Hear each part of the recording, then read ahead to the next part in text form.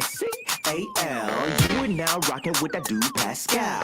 We be going wild, Haitian in the building, so original. Got the haters catching feelings. Get your hands up to the ceiling and keep them held high, cause St. Louis isn't ready. Forget about it, goodbye. Hold on, we just saying hi. Find somebody, rise up, weekdays. Catch us live, somebody, let's go. Good evening.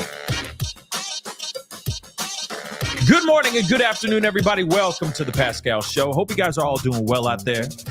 Hope this show finds you in good spirits, as it should. Excuse me. Hopefully you guys are all doing well out there.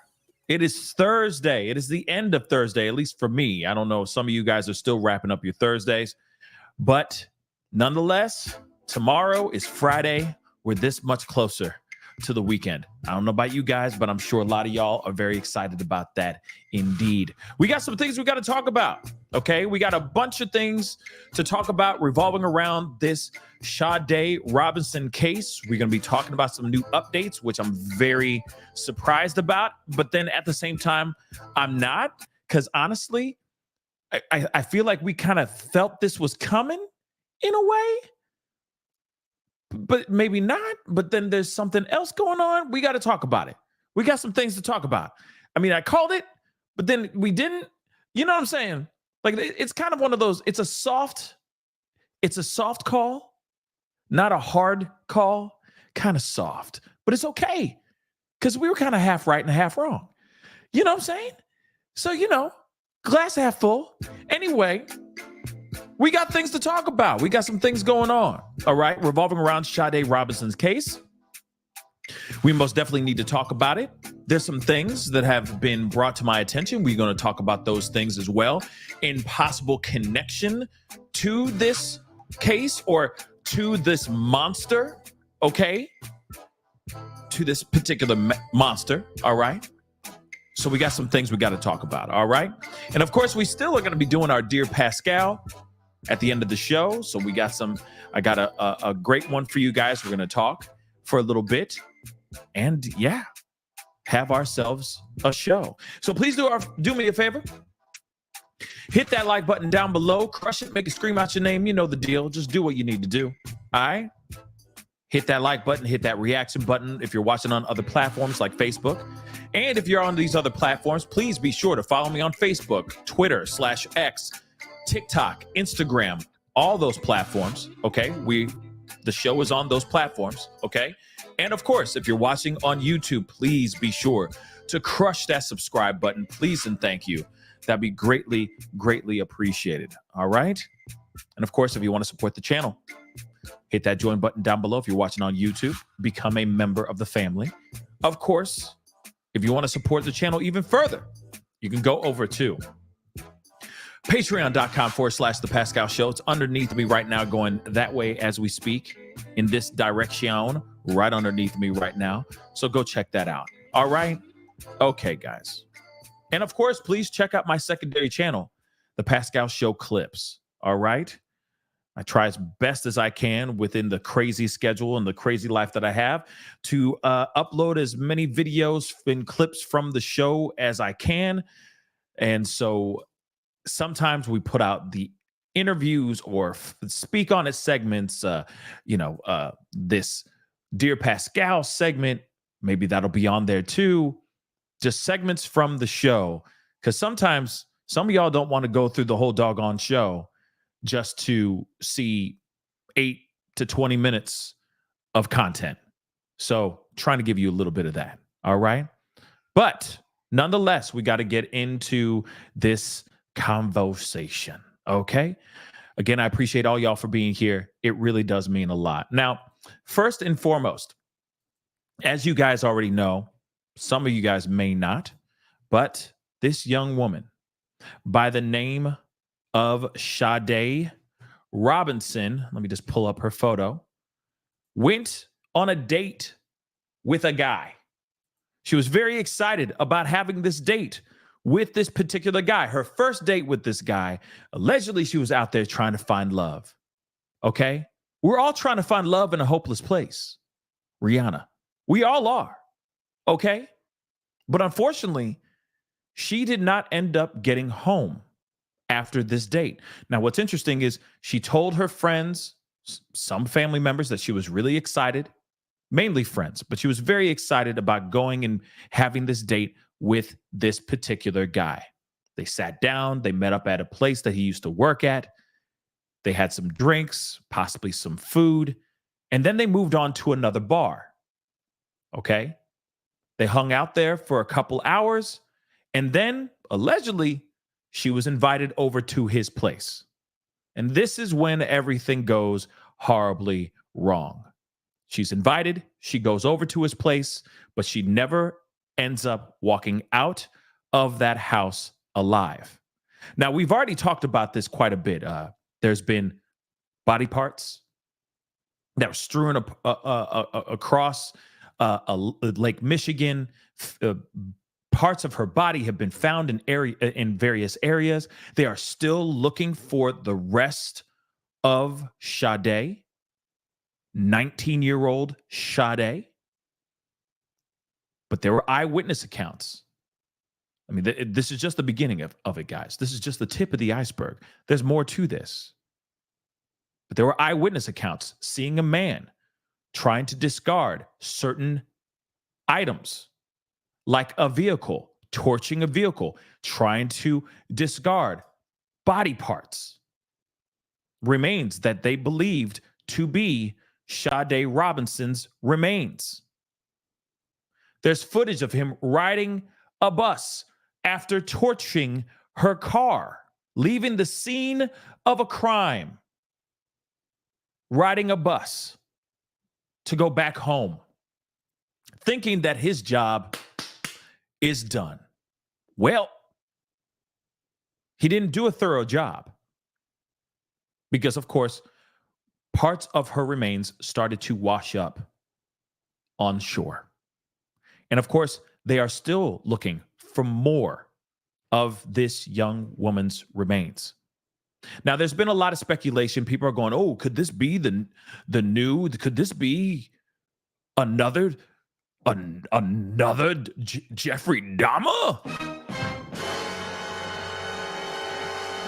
And I got to be honest, we don't know.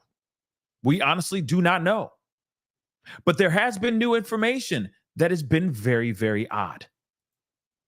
Because let's be real. As I've said before, and I'm going to say it again, this felt like this ain't his first rodeo. Let's add a few more elements into this piece. Actually, let me just show you guys the guys. Let me just show you guys his face, okay? Here's this dude, okay? And we've already done our due diligence. We've already talked about this tattoo. We've already, I feel like there's going to be a lot more unearthed as time goes on. Well, this mother lover, because there's details that I have not gotten into with you on this particular show. But there's certain details that have unearthed, like this piece of trash invited this young woman into his home. And I guess inside this home, he has a dungeon. Like a dungeon. Not of the spicy kind. Okay? She gets invited into his home, and there is a pleasure dungeon in his home. Allegedly pleasure. I don't know about all that. But from what we understand, how the house looked like when police came in, there was traces of red in various parts of the home. Now, we learned about that. And of course, instantly we're thinking, well, clearly, God forbid, I hate to go into these graphic details, but we got to. If one is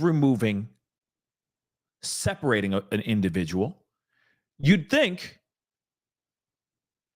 that's most likely from him separating somebody's body, for lack of a better term. I'm trying to use as best of code words as I can without getting into too much trouble here, okay? So fine. Instantly for us, we're going, okay, there was red going down the hallway, going down into the basement where this dungeon was. There was red in his bedroom and all that. We're going, okay, cool. I get that, because clearly there'd be a mess when separation is being enacted, right? Okay. That piece is very important, okay?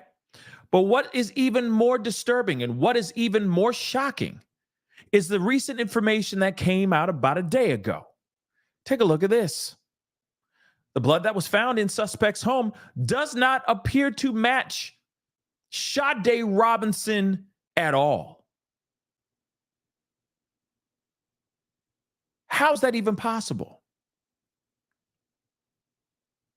And if that's the case, who the hell's blood is this in the first place? If it ain't hers, then who that? Who that be?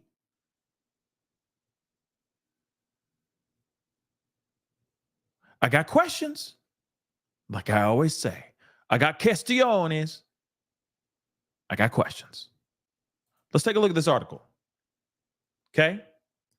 So, evidence found in the home of Maxwell Anderson. That is his name. I got to figure out a good name for him. All right. But a nickname. He needs a nickname, because I like the name Maxwell. I hate that his name is Maxwell. But moving on. Evidence found in the home of Maxwell Anderson, the man accused of unaliving and, of course, doing these unthinkable things to the remains of 19-year-old Sade Robinson in Wisconsin, does not appear to match the college student's DNA, according to an amended complaint obtained by CNN, the article I'm reading right here. Robinson was reported missing on April 2nd, which we already know, when she didn't show up for work following a first date with Maxwell, according to the original criminal complaint filed last week. Her car was found on fire the day after the date. Her remains were found on the beach and near where her car was found. Anderson, 33, has been charged with first-degree intentional homicide, mutilating remains, and arson of property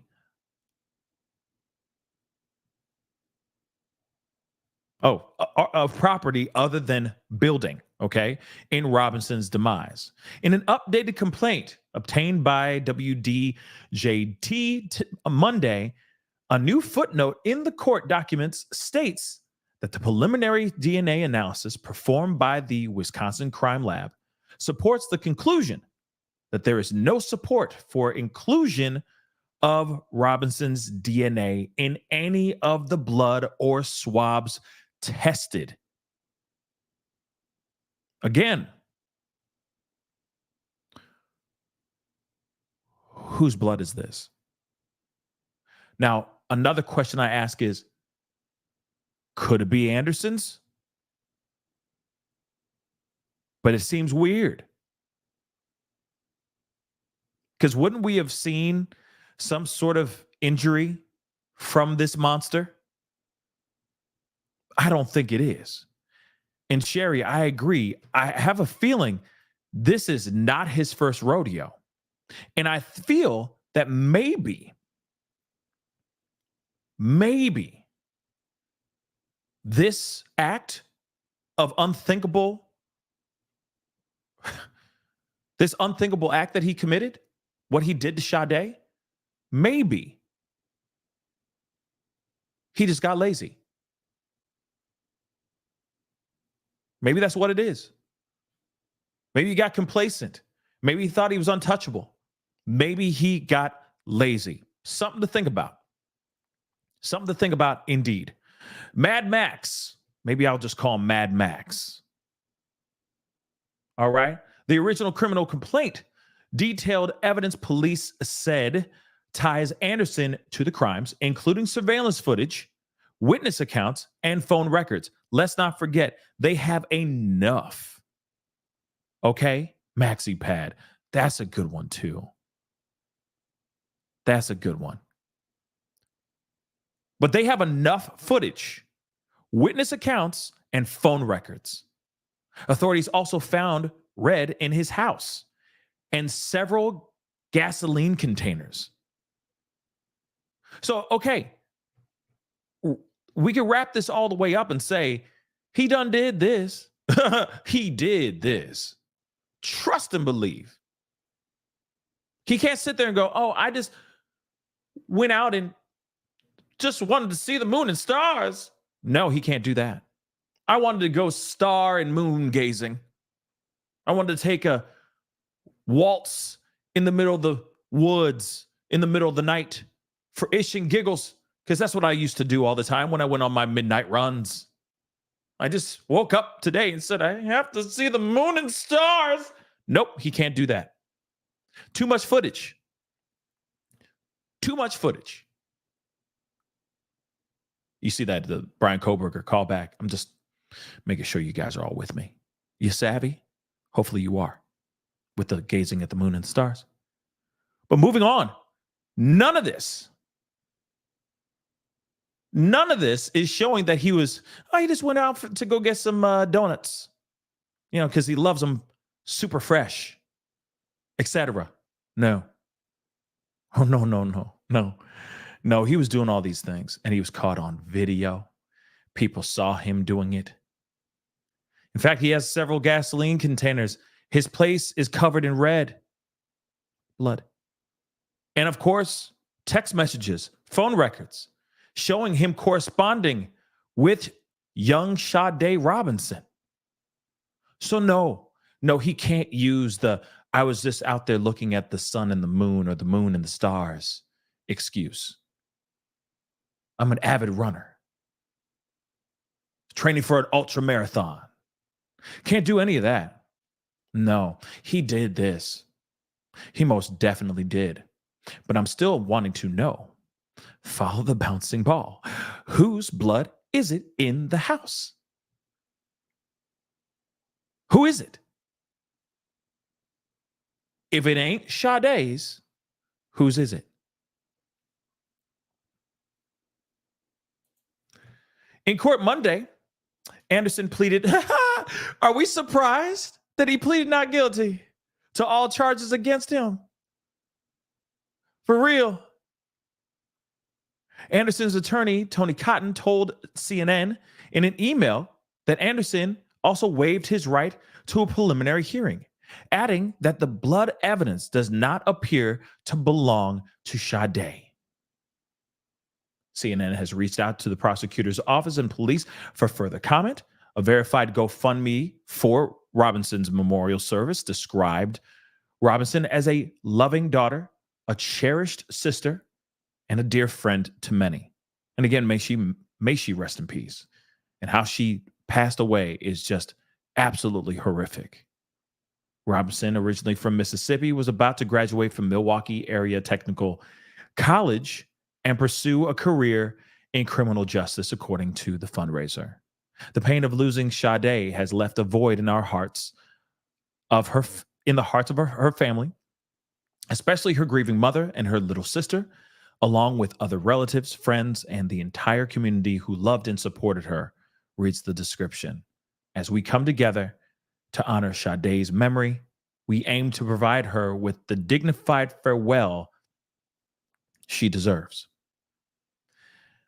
Again, what happened to this beautiful young woman? I don't even wish this on my worst enemy. How she passed away is the most terrifying nightmare. And I can't believe that any family, especially Sade Robinson's family, is going through this nightmare right now. I can't even imagine this kind of nightmare actually being real, actually being true. But MaxiPad, oh, most definitely. MaxiPad did this. But of course, every single villain, every single dumb, idiot, criminal is going to do everything they can to sit there and go, oh, no, I didn't do it. It was the wind. They're going to try to find every excuse under the sun to see if they can finesse their way out of these charges. I'm telling you right now, ain't no way Maxi Pad is dodging these charges. Ain't no way. Too many things pitted up against him. Too many things. Oh, and let's not forget, he did it. Period, point blank. I got a couple news clips that I want to share with you guys. It's just very aggravating, you know? Very, very aggravating. But one, let's take a look at Court TV real quick. Turning now to Wisconsin, where we are still following the tragic story of the murder of Sade Robinson. Earlier this month, authorities arrested and charged suspect Maxwell Anderson in the death of the missing 19-year-old. They say Robinson went on a first date with him on April 1st, which is the last time that she was seen alive. Her car was found torched and fragments of human remains were found, including a leg. Now, these remains were later confirmed to belong to Robinson. Now, last week, someone walking along Lake Michigan in South Milwaukee found a torso and an arm. It is very calm, very peaceful, and definitely taints the area. But just to know that that was going on here is an uncomfortable feeling. Now, Anderson was scheduled for a preliminary hearing today, but chose to waive his appearance. The search is continuing for the rest of Robinson's remains with divers in Lake Michigan. Reporter Kaylee Sturrow with Scripps News Milwaukee brings us the latest. Now, one thing I want to say, because even there was a hearing today for pig vomit. Yeah, there was another hearing, another appearance that he was supposed to make today. Out of nowhere, this impromptu appearance that he had to make. And he still didn't show up. So what is up with this ongoing theme of monsters or alleged monsters not appearing for their court appearances? I still don't understand why they do that. Even Maxi Pad isn't doing it. Even this mother lover isn't doing it either. The audacity of some people. Real talk, the audacity. But let's continue. Still can't believe he didn't even show up to his first appearance either. That's ridiculous. We've seen support for Sade Robinson pouring in all over the Milwaukee area for the past 3 weeks. Much of that support showing itself through the color pink, which is Sade's favorite color. Even over the past 2 hours, I've seen at least a dozen people here at Warnemont Park come to pay their respects and leave pink ribbons. And it's not just here at Warnemont. This is some video now from earlier this week. Pink chalk and tokens outside Maxwell Anderson's home, the man charged with her murder. Across the city, pink posters and balloons outside Pizza Shuttle, the place where Sade worked, and many co-workers told me she was the heart of Pizza Shuttle. Kilbourne Park and the Hone Bridge also turning pink Friday night during a vigil honoring the young woman. And now today, people who live in Cudahy and across the Milwaukee area are back at Warnemont to pack the park with pink. This park is where the first of Sade's body parts were recovered nearly 2 weeks ago, and additional remains have been discovered since. Right now, the community is trying to turn that tragedy that happened into awareness. If the awareness can prevent this from happening to someone in the future, from having someone's family go through the anguish of not knowing where their relatives' remains are, we have to all band together and continue to do whatever we can to bring the awareness and to be there to support when needed. I agree. I think that there definitely needs to be awareness more than ever nowadays. And this is more than just from Maxi Pad's evil doing. We need to be more aware, especially when we're on these dates, etc. I'm just being real. I know I've said this before, and for those of y'all who are still new to the show, maybe you haven't heard this and haven't heard me say this. But again, these internet streets are crazy. You can't just meet up and trust anybody. You always got to keep your head on a swivel. You always have to be vigilant. And if you feel that you need to, I highly, strongly recommend you letting people know exactly what you're doing. Tell people your movements, people that you trust. I'm not saying people that are on these internet streets. Some of these people are crazy and they're up to no good. But those friends and family that you trust and know got your back, let them know exactly what you're doing. I'm going on a date with this guy. I'm going on a date with this girl, whatever it may be. Let people know what exactly is going down. I think one of the main reasons why they were able to wrap this case up to a certain extent, because they are still looking for her, the rest of her remains. But one of the main reasons why they were able to have 5-0 jump on this very quickly was given the fact that she was already telling friends about how excited she was about going on this date with this fella, with Maxi Pad. And then guess what happened? Tragedy happened. She didn't show up to work the very next day, and people are saying the friends from work are going, wait a second. She did have a date last night. What the heck happened here? Ring, ring, 5-0. Where's Sade? I'm just saying. If things got really awkward, if only she was able to send that a text or a little emoji to a friend or something like that. Like I said, ladies, gentlemen, yeah, gentlemen too. Okay, I know a lot of y'all like, man, I'm a man. I don't need that. I don't need that, bro. No, everybody needs it. Okay, because you never know. They can slip something in your drink and then attack. Anything is possible. But if you have code words or an emoji or something that shows them, hey, I'm having a bad time with this date. This is terrible. Come help me type thing. Or I'm in trouble, a red flag or, anything, 911 or even straight up help with a bunch of exclamation points, whatever it may be. Have that set up, okay? Have that set up so that whenever something does happen, your friends, God forbid something does happen, but they know at least the code and they know what to do from that point on. In fact, if you want to, share your location. Share your location throughout the entire date. As soon as the date is over, you can turn it off. As soon as you're home, safe, and whatever, or the date goes well, you feel me? Okay? And the date goes well, and there's nothing to worry about, cool. You can turn off the locations, I guess. I'd wait till the next morning.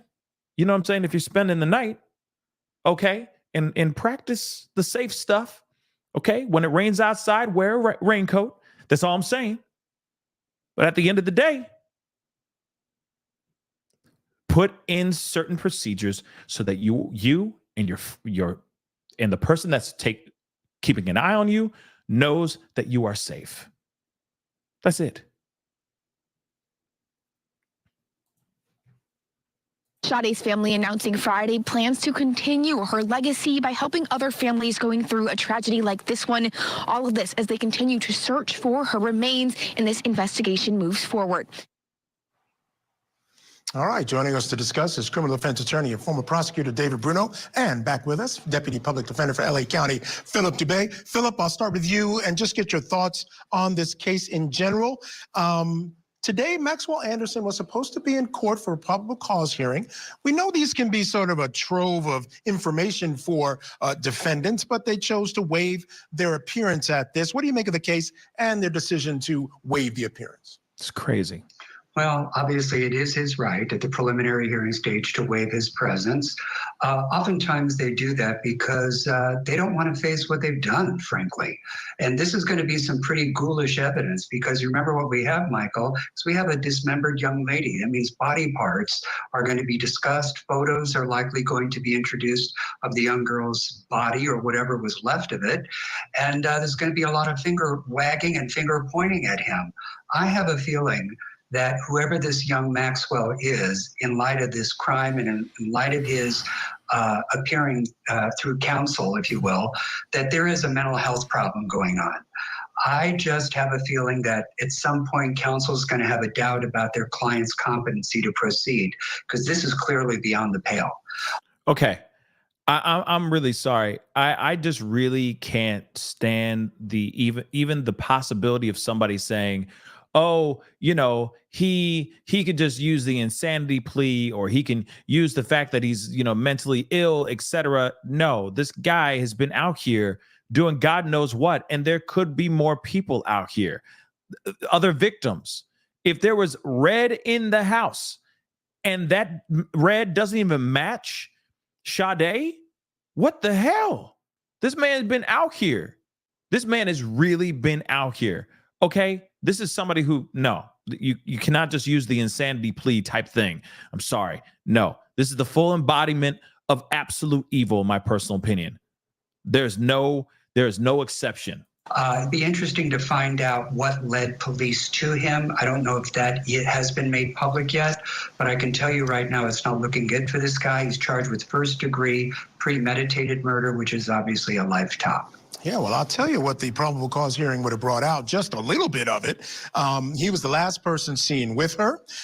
They have witnesses. They have surveillance videos. They have her Apple tracking device that places them at a place having dinner, then going to a bar, going back to his place. Yes. Her car, then Yes. going and driving away from his place Yes. to the place where they found body parts. Yes. They have a person going from the car to the shore, Yes. back to the car, Yes. to the shore. Yes. They've got all that on him. David Bruno, there's a lot there. I'm sorry. Yes, yes, yes, yes, yes, yes, yes. All day. So as much as they're going to sit here and go, well, so, but you know, we're going to land on the insanity plea. No, this mother lover planned this whole thing out. He planned on doing this. Sure, that'll be the prosecution's job to show proof positive that this was a premeditated unaliving. Okay, a premeditated homicide. Sure, but man, are they going to make a meal out of this dude? Trust me, he did everything wrong. Everything. And thank God he did. But I'm telling you right now, I said it before, and I'm saying it again.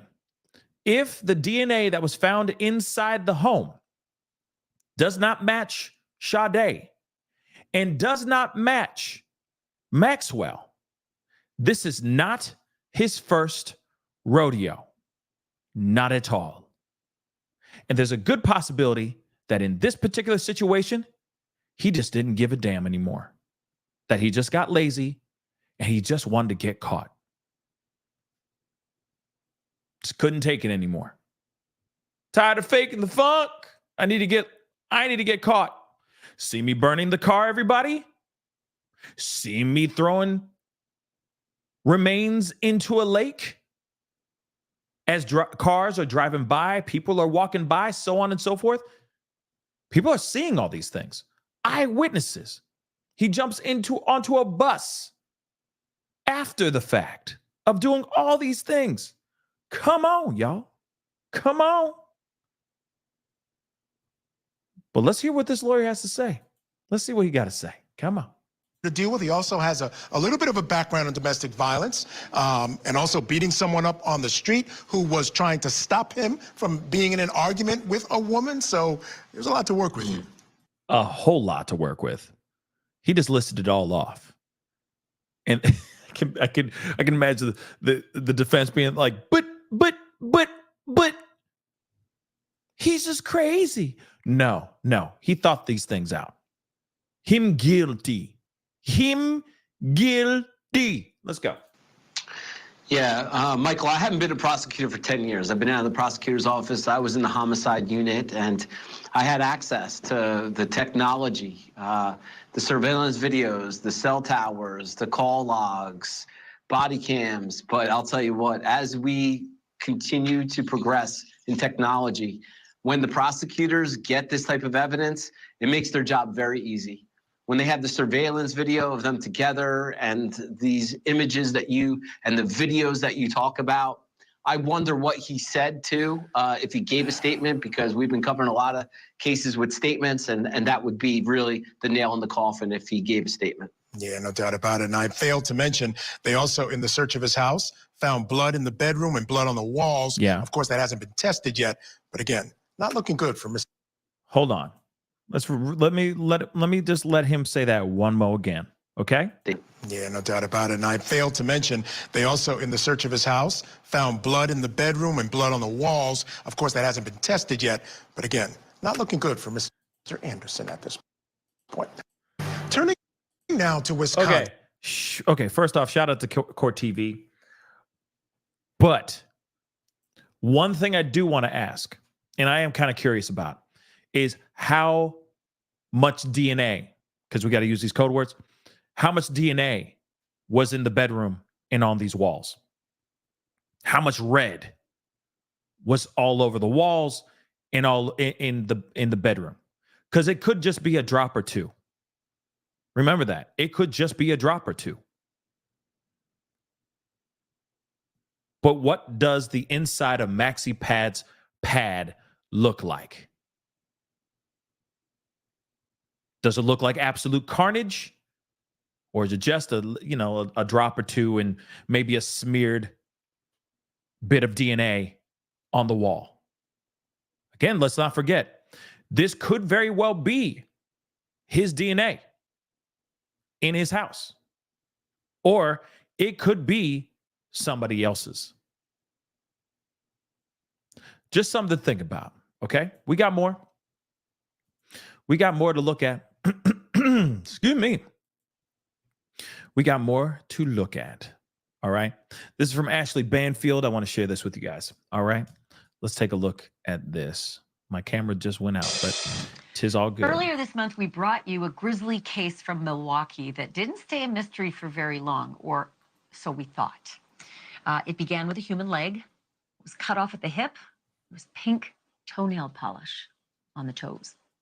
The leg was found in a lakefront park, and it wasn't long before other body parts started turning up in various other locations. Mm-hmm. And then police determined that they all belonged to a 19-year-old woman named Sade Robinson. And even while those grim discoveries were happening, police had a suspect. It was this guy, a tall, blonde, 33-year-old bartender named Maxwell Anderson. He and Sade, it turns out, had gone on a date the night before Sade failed to show up for work, and hours before her clothes were found in her burned-out car. Investigators said phone records, surveillance video, forensics all tied Maxwell Anderson to the crime, and so they charged him with it. Homicide and mutilation of a corpse. On Monday, though, he pleaded not guilty. And now comes a weird footnote in a new court filing that says preliminary DNA tests on the blood that police found in Maxwell Anderson's home do not, I repeat, do not show a match with Sade Robinson. I'm still kind of trying to figure out how that happens. Okay? How does that actually happen? Because, again, did he get sloppy and he left DNA behind of somebody else's remains? Or did he nick himself shaving and there's just a little bit of red? Or did she fight for her life and injured him during the tussle? If this DNA that was found inside his home is actually that of his, that's what I'm hoping it was, that she put up a fight before she met her tragic demise. That's what I'm hoping for. Dag nabbit. But God only knows. This could very well be somebody else's DNA. Could be another victim. So does that undercut the accusations that Maxwell Anderson killed Sade Robinson? Or does it add to the speculation that Anderson may have killed other victims we don't know about? Steve Spingola is, he's got some insights on all of this. He's a retired Milwaukee police detective and investigator on the Oxygen Channel program Cold Case. He also worked extensively on the Jeffrey Dahmer investigation, which was also in Milwaukee. It's great to have you back, Steve. Thank you. Were you surprised when these tests came back in the blood that was found in the suspect's home, and it wasn't Sade's blood? Well, first of all, thanks for having me back. And no, not really. They haven't said whose blood it is. It could be his blood. I don't think this lends that there's any other victims here. There are witness accounts. There is physical evidence. They have him tracked from about 5:30 on April 1st, where they were eating, all the way to when he takes a bus shortly after torching Sade's car on 29th and Elizabeth. There's no question he's involved and he's the suspect, and he'll be convicted of that. I have no doubt at all that he's the individual involved. That blood, it can't be explained right now. I'm sure the Milwaukee Police Department and the crime lab is trying to analyze it and look at other victims, but it hasn't been explained right now, and let's give law enforcement some time to work on that case. Agreed, but I wonder if they're also now opening up the books on all the other missing women and wondering if maybe they can get a match there. Do you think that's also happening? Oh, absolutely. I mean, every time there's a missing and you wind up with a Dahmer, Bundy, something like that, law enforcement looks at it. You know, there may be investigations from out of state right now. I don't know exactly how Mr. Anderson traveled around, where he worked, who he came in contact with, but rest assured, a lot of people are looking at him. And, you know, we'll see what comes up, but he is just too disorganized of a guy. And I have said that, and I've talked to other people about it. He is impulsive. This crime is like a roadmap. It leads right back to him. I'd be extremely surprised if there's anybody else that he harmed or killed along the way here. Now, one thing I even said, man, it's great to have other, like, I ain't a professional, okay? I ain't a professional as far as homicide and cold cases. I'm not a detective. I'm not a cop. I'm not a lawyer. Okay. I always just say I play one on TV, right? But it's nice to hear other professionals that are properly vetted, that are well seasoned, okay, say the same thing that I've been saying, that there's a good possibility that this is his first rodeo because of how messy it is. But then again, that doesn't mean that just because this one's messy, that other ones were executed with precision. This could have been shooting from the hip. This could have been a moment of passion where other victims potentially were victims that he methodically planned out. You got to remember, some of these people, okay, some of these monsters, these serial monsters that are out here, some of them get caught when they slip up that one time where they feel like just getting a little messy. They didn't plan it out thoroughly. They didn't do the very methodic, ritualistic thing that they do all the time. And because they didn't do what they usually do, they slip up and boom, they get caught. Now that could have very well have happened here. I hate even to say this, but I'm going to say it anyway, too. There's a possibility that, okay, say that he had a whole pattern of doing things. And I hate to even say this, but I'm going to say it anyway. What are the possibilities of him actually wanting to be on a date? And then while the date is going on, he finally makes the decision, or finally the rush or that need or that hunger, or as Dexter would say, the dark passenger takes over. And then suddenly he goes after her, and it is a impulsive unaliving.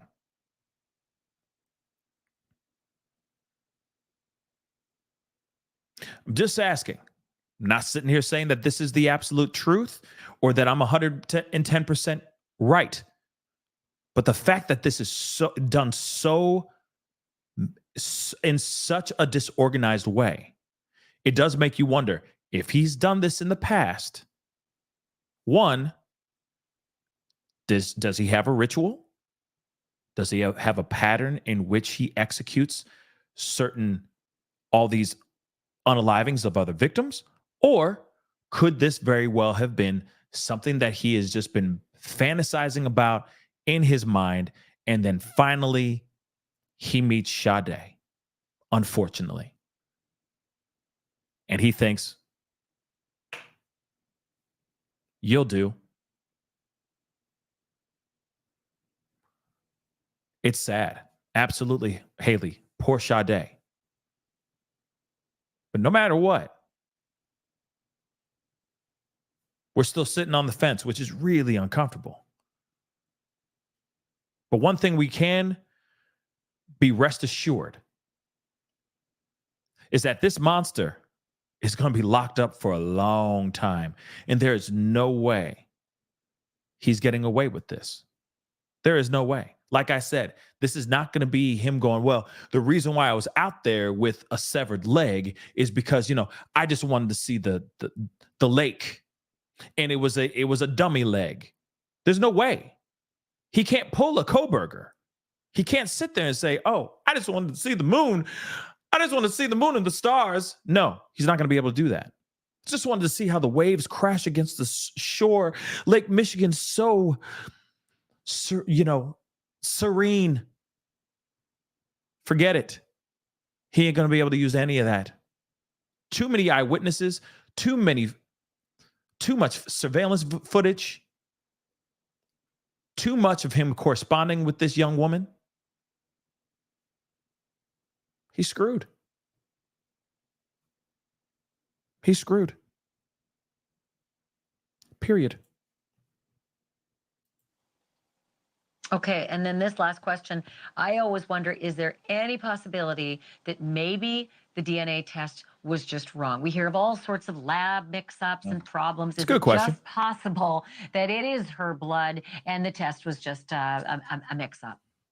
I doubt it. Those are serologists. Those are people with degrees. They do this for a living. So I would certainly hope that that's not the case here. I don't believe it's the case. I think that right now what they're taking a look at is trace evidence to see if they can link it up. Right now, the ball is still in the court of the police department. They can investigate this for months up until the time the trial starts. And I still think there's going to be more evidence that links him to her. The forensic evidence in his house has to be there. Steve Segal, you are a wealth of information. Yeah, I agree. Wealth of information, for sure.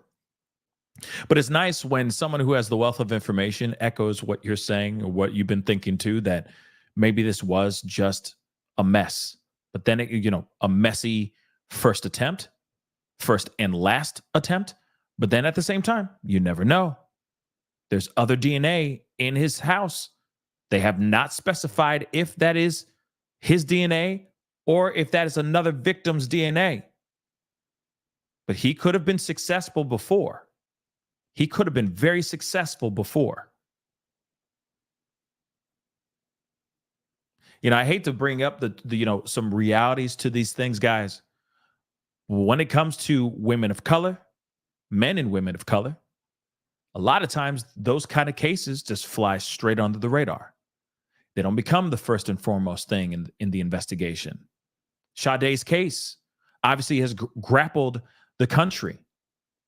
She's one of the few that have grabbed and grabbed at the heartstrings of this country. But a lot of times it'll be like, where is such and such? And then it'll be a poster or a flyer. And then it just flies right underneath everyone. Goes right under the radar. No one cares. In fact, we hear stories about how law enforcement, now we're starting to see how law enforcement is taking care of big cases that we've been talking and covering recently. But we have noticed how law enforcement will, do a little bit, go through the motions. And then when they feel that the families and the people who have talked about it are satisfied in their minds, they move on. It's a tale as old as time. And it's very true. Many times we hear these stories in these cases, and they're few and far between. We hear a lot of cases of other cases, other missing person cases, other unaliving cases, unsolved mysteries, etc. But a lot of times when we hear about those stories, they're seen and they're scrolled right past. It's sad, but very, very true. One of them I want to talk to you about, because there was a conversation. I saw this on a YouTube video where people are wondering if there's a connection. Because here's the thing. Dahmer did the same thing. He took the lives of many Black and brown men Why would he do that? Think about it for a second. I just said it just a second ago. Because even in that time,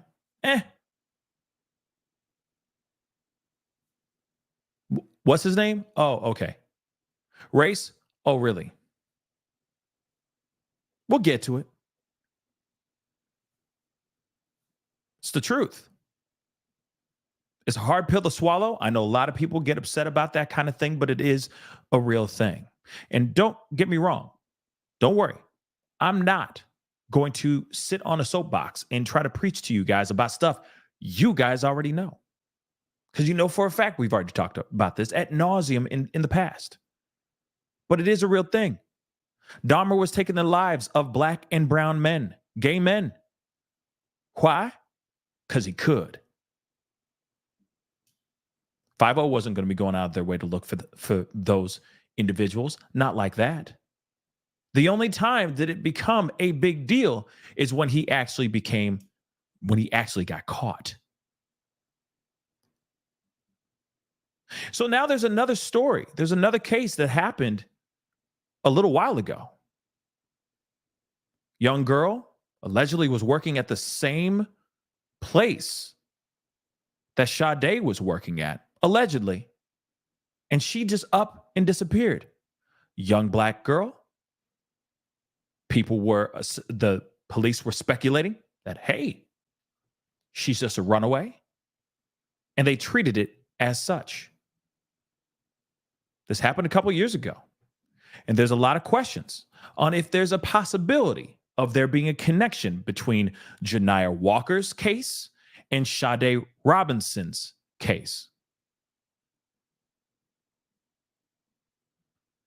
Why do you think they keep saying Jeffrey Dahmer, comparing this guy to Dahmer? Is there a connection here? Is there more? Are there more victims?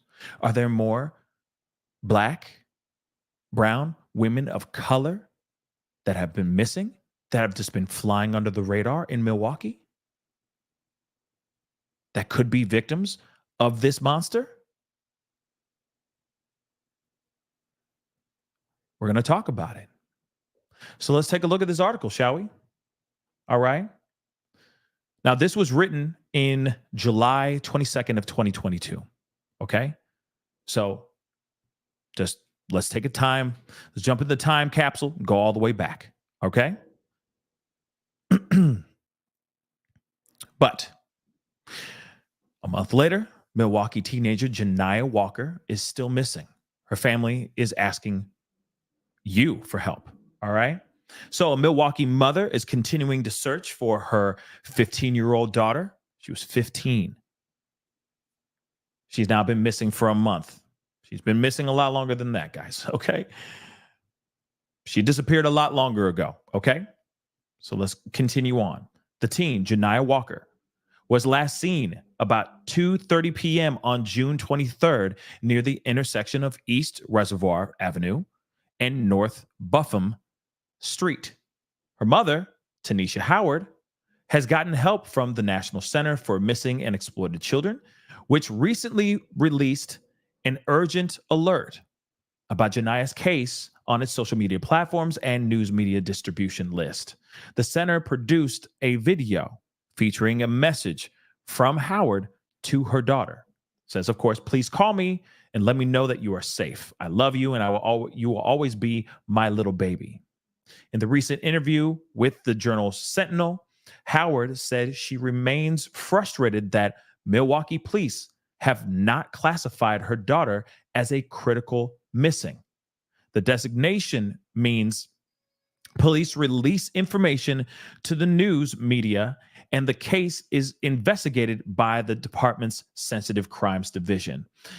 If a child is not a critical missing, the case typically receives fewer resources and is handled by officers at the district level.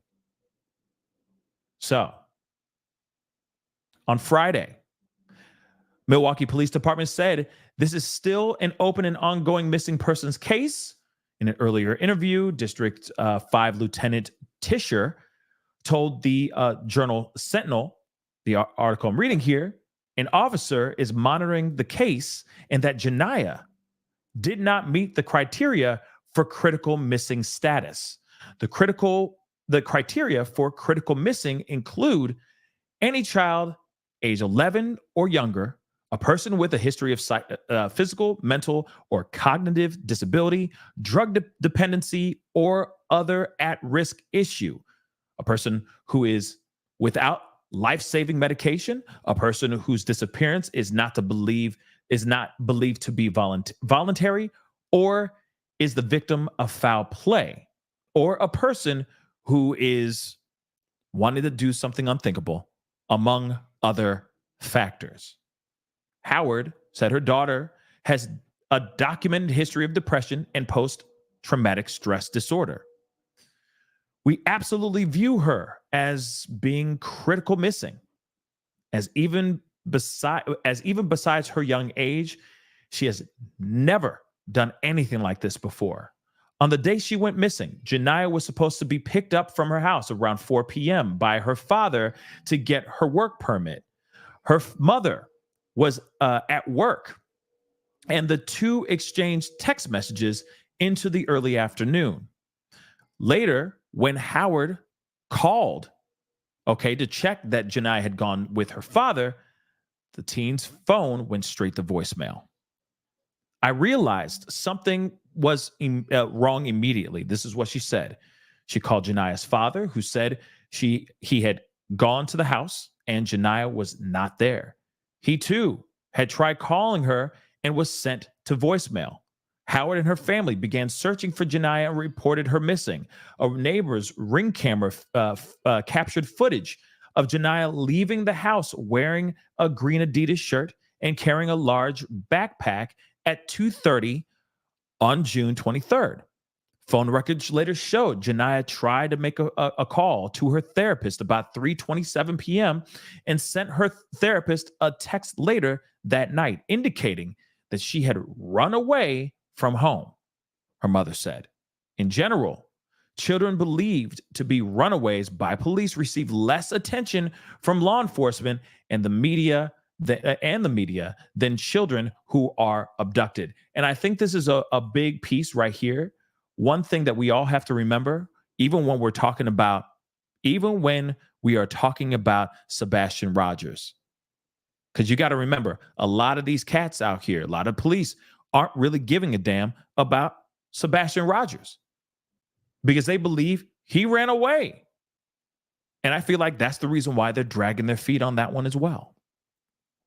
But moving on, recognizing that fact, the National Center for Missing and Exploited Children removed the word runaway from their missing posters a decade ago.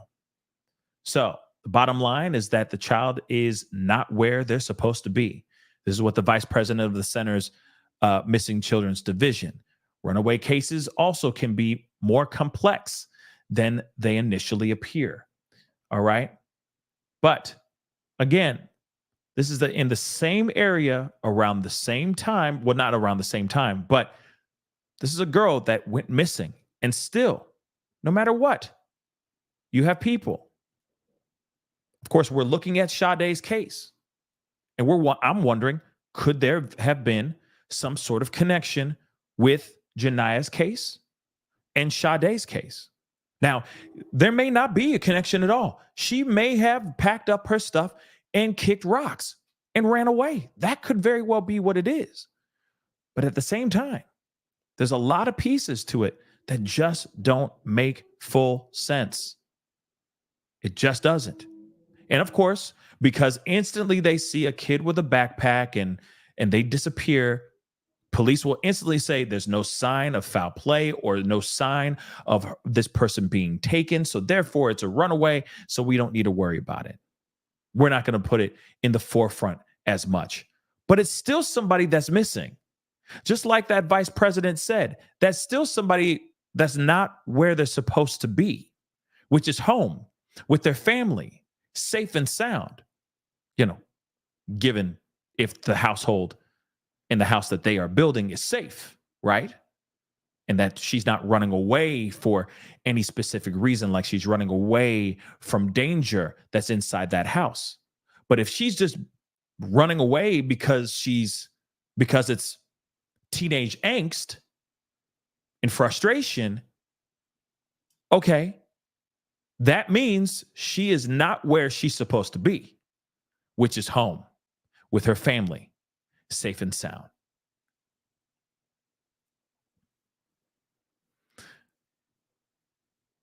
And that's one thing that's very frustrating. We hear about these cases many a day, many a time. But we know for a fact that there are people out here that know how the system can be and how color centric, I guess, the system can be when it comes to Black men and women of color that go missing. It's a true story and it's a real thing. Just need to say that. But I am quite curious about Janiah Walker's case.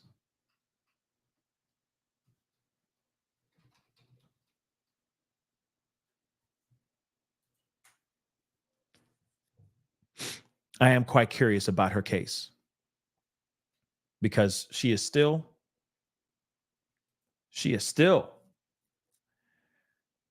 being sought after. Still.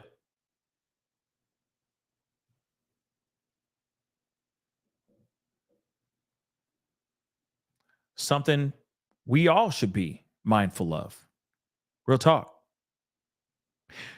But Sade's case is terrifying and shocking. And what happened to this young woman should not have happened. And if there are other victims out here, I'm hoping that police are doing everything they can to unearth everything. If there is something to look at in the backyard of this man's home, so be it. If there is something to look at in his dungeon, in his basement, so be it. I'm hoping that they're looking at all the DNA, just like Ashley Banfield asked that professional, okay, that expert. I'm hoping that they're cross-referencing any and all DNA that they find throughout the entire house and trying to cross-reference every missing person case, every cold case that's ever been in that area, real talk. Because there could be more connections. And you never know. This guy could have just been sloppy this entire time, and then this is the time that he got caught. Or this really could be his first rodeo. It's a terrifying thought, but it could very well be his first rodeo.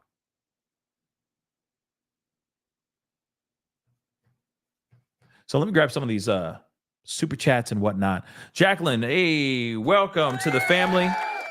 Thank you so much for becoming a member. I really do appreciate it. Thank you so much. Thank you so much. I really do appreciate it.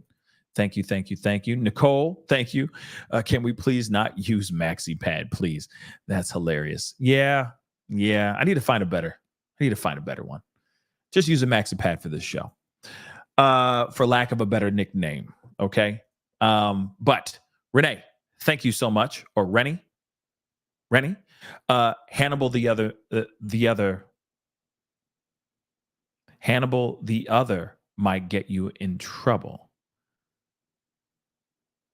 I don't know what that means. But thank you so much for the support, guys. Okay.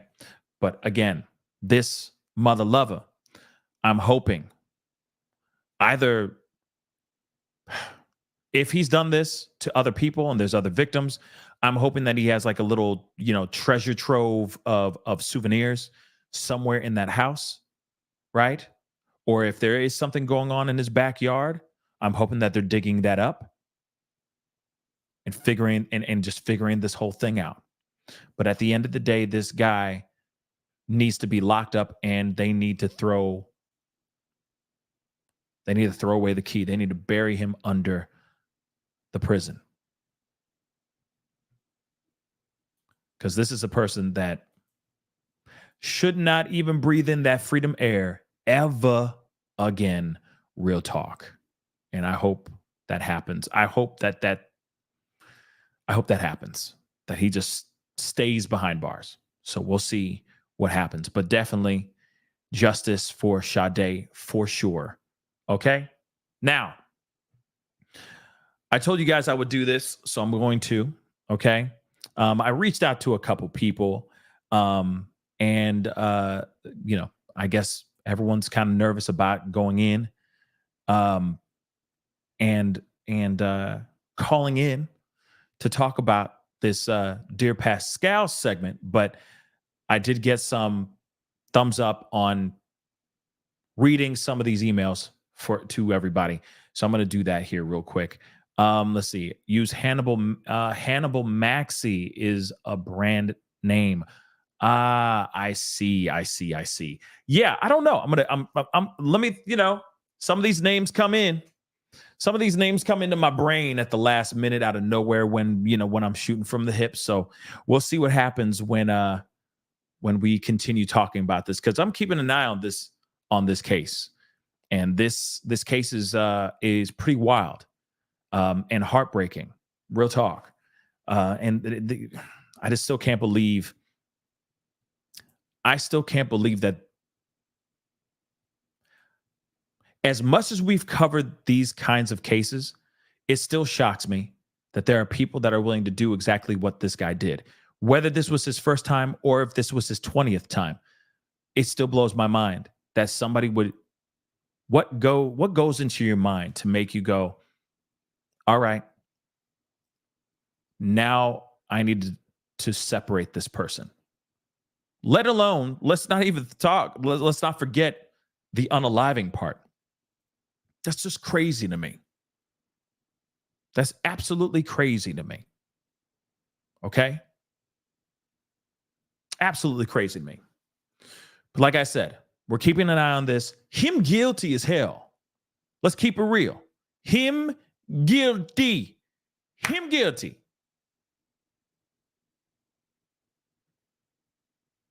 They got way too much evidence. Way too much.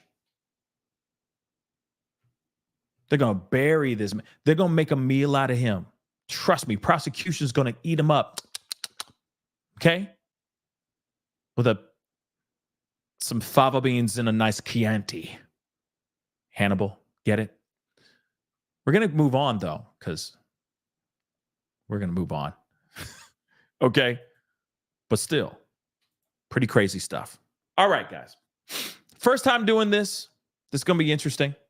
All right? But I do want to share with you guys. I'm not going to show you guys the email, but I'm going to read the email. Okay? So this is our first ever. Hey, yeah. Woo. Our first ever Dear Pascal. And I don't know. I may open up the phone lines because maybe somebody out there will have, feel the courage to maybe hop on and call into the show. The phone lines are not open right now, so do not try to call into the show at all. Please and thank you. Okay? Please don't do that. All right? I'll let you know if I end up doing that. But I do want to do this one, okay? Because it did catch my attention, and it made me feel like I wanted to say something to this person. So I'm not going to say their name. I'm going to keep it anonymous just to be fair, okay? And just to be, respectful, okay? But just so you guys know, sorry for the left turn, but I'm going to tell you right now, just so you guys know, Dear Pascal is a new segment that I'm bringing into the show. We've talked about this last night and yesterday as well. You guys can send me emails or DMs if you guys have a question or a story or you need some advice, so on and so forth, that it has nothing to do with the case. because everybody and their mama has their theories and their opinions about every case that we talk about. But this time, this Dear Pascal is specifically for y'all. If there's something that's eating away at you, there's something that you want to come clean about, maybe there's some marital issues, maybe there's something that you're still working through and you just want to talk it out. Maybe you want to talk it out so that other people that may be going through the same thing that you went through know that they are not alone, etc. Those kinds of things, right? We're here to uplift, we're here to talk. Regardless of how hardcore, how heartbreaking, or how thoughtful it is. Because I think we do a lot of clutch my pearls. Oh, this monster Maxwell oh my God, he did what? You know? And I'm not sitting here saying that what you guys send me has to be jaw-droppingly like a damn soap opera. No, not at all. But this is an opportunity for us to talk outside of the crimes that are committed by these big, huge headline cases that we are talking about on the show. Okay? Just gives you an opportunity to talk about what's going on with you. And we get to uplift you and give you some positivity here. But this one is anonymous, and it can be anonymous. You can even if I was to open up the phone lines and call in, it can be anonymous. Okay? Not the phone number, but the person who's calling in can remain anonymous. That's okay. All right? But it's an opportunity to talk. Okay? First time doing this, so this is going to be, please be gentle. So let's get into this. It says, hello, dear Pascal. I'm a single woman, 53, and I was very close to my family, but I lost my mom in 2014, my twin brother in 2016, and my other brother in 2018. I have no family anymore. I am alone now. Christmas, birthdays, and mostly every day. Really aren't going so good. I feel lost without them. I'm still grieving and feel so alone. Can you please give me some advice on how to move on with my life? I really miss them, but I don't know how to get over losing them. My family meant everything to me.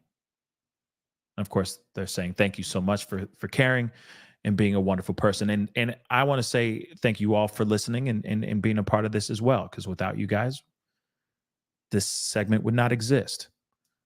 So first off, let me say this to our friend. Okay? First off, thank you so much for sharing this with us. It takes a lot of bravery to say what's going on, what's on your mind. And it's really scary to be alone. It is. When you feel that you are alone. Now, the fact that you lost your mom, your twin brother, and your brother all within 4 years, from 2014 to 2018, that's some heavy stuff. And the fact that you have, as you say, no more family, that's scary. And you say most of the days you're mostly alone. So, some advice on how to move on. Okay. Not every day is going to be easy. Let me just say that first. It's not like I could sit here and say, oh yeah, just move on, get over it, move on. No, there's certain things that you are going to have to do within yourself to be able to properly move on. Those people that you love, those three, your twin brother, your other brother, and your mom, that you love so dearly, they will always be with you. The pain will still be there, but over time, it gets less and less. But I think one of the things that makes the pain still linger and still stay with you is the fact that maybe you're not ready to fully move on with your life. Think about that for a second. One thing that we do is misery loves company. But the company that we talk about when we're miserable is ourselves. Yeah, this is going to sound weird and it doesn't make any sense, but just ride with me, okay? Sometimes we love to wallow in our own self-pity. We love to be in dark rooms, leaning on our vices, thinking about, oh, woe was me. And there's nobody around us to pull us up and slap us in the face and say, hey, snap out of it. It's time to move on. A lot of times we sit there and we just sink deeper and deeper into that darkness. But that's the thing. The darkness, that's what it wants. The darkness wants to win. So, one thing for you to do, I would say, I'm not going to sit here and recommend anything, but I will say that one thing that would work or help is first getting yourself out of that dark room, whatever it may be. If that's a physical dark room or if that's a mental dark room, you need to make the steps towards that brightness, towards that light. I know it's very hard, all right? Because that pain of losing your family in such a succession, every 2 years you lost somebody, that is terrible. And I said before, the pain or that grief of losing that person or those persons will be there. But if you allow yourself to step forward, knowing that these three that love you are still hugging you every day, still cheering you on, still wanting you to be happy, that grief is going to get less and less.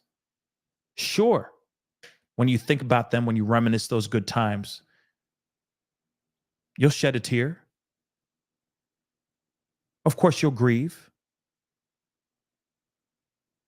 But that's what those memories are there for.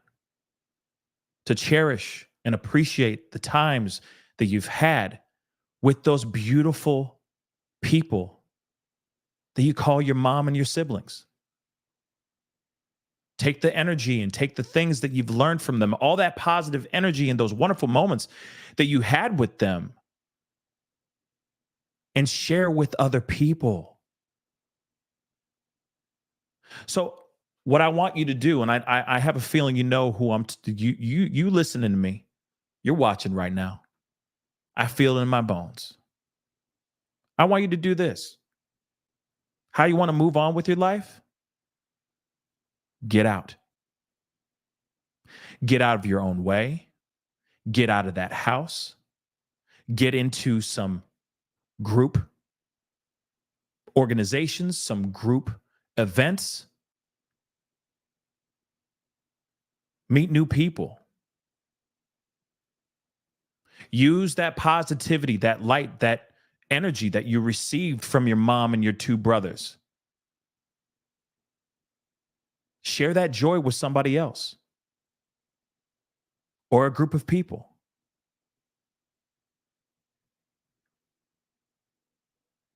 Because it sounds like right now you're home alone a lot. Now, I'm not sitting here saying that you need to be in a church or anything like that, but I'm sure there are local organizations, there are local events, etc., that you could maybe go out to. Why not try that for a second? Maybe try it. See how it goes. And I will say this. Some people say that they're alone and they feel that they are alone, but they're not really truly alone because they're too busy looking down at the ground and kicking the dirt and going, I'm alone. But if they actually look up, they go, oh, wow, I got my good friend from high school that I still talk to. I still got one of my friends over here. As much as we say we're alone, sometimes a lot of times we aren't truly alone. Sometimes we need to pick our head up and keep our eyes open.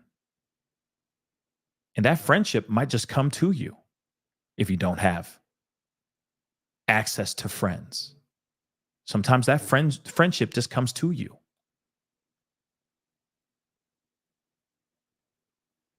So I know that's a lot to digest. That's a lot to say. But at the same time, first and foremost, you have to get out of your own way. Get out. Get out. By staying home and dwelling on the fact of loneliness is only going to make you more lonely. Go to your local events that are being held. You know for a fact that there are some. Do something different. Be inventive. Have some fun. Just do it safely. Don't be reckless. And always keep your family's energy right here. If you go with this, especially with them right there rooting you on, trust me, you're not gonna be alone.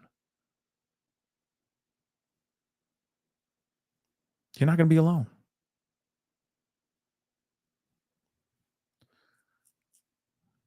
So hopefully that helps. Hopefully. But I know exactly what this person is going through. I understand. It is a unfortunate feeling.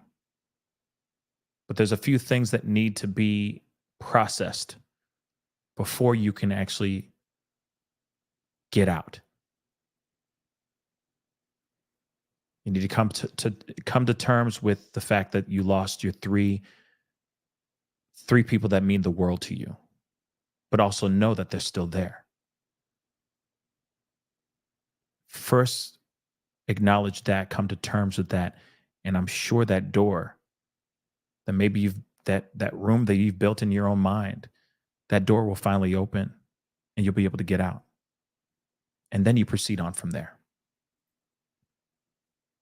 And I think a lot of people were going through this during the lockdown too. A lot of us were locked down, not only physically, but mentally as well. Maybe because it was financial woes.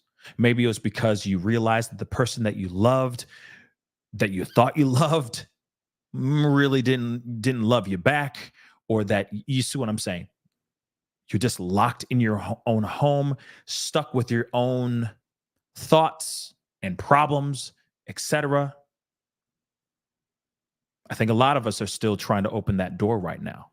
Yes, we're out here in these streets and doing our thing.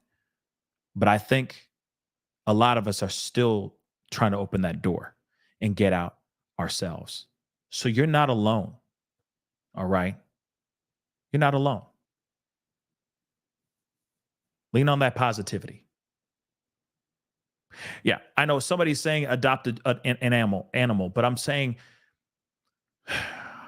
I don't entirely agree with that. No disrespect. I don't entirely agree with, okay, get a dog or get a cat, because the next thing you know, that person gets another dog or another cat. And then they rely on the relationship that they have with an animal rather than having the relationship with human beings out here. It keeps them locked in the home. Some people go buy plants, but next thing you know, they're buying more plants, right? It's just putting a Band-Aid over a bullet wound, in my personal opinion. Instead of actually seeing what is going on and attacking that issue, you're just putting a cat or a dog or a plant on top of it and saying, everything's fine. No. Treat yourself with the people that are out here, because people are beautiful. Yes, in this true crime realm, we talk about things that are very, very dangerous and people are crazy, okay? But I do believe that people are innately good. And I think some people, a lot of us, will forget that people are good, right? Sometimes you just need to go over and sit down and start a conversation and just see where it goes. That's what I mean by get out of your way, start talking, get social, use that energy and that positivity and all that's coming from your family and friends. from your family that is passed, because they're still with you. Real talk. And share it. Some are going to catch that light. Somebody will. Trust and believe. But you know what?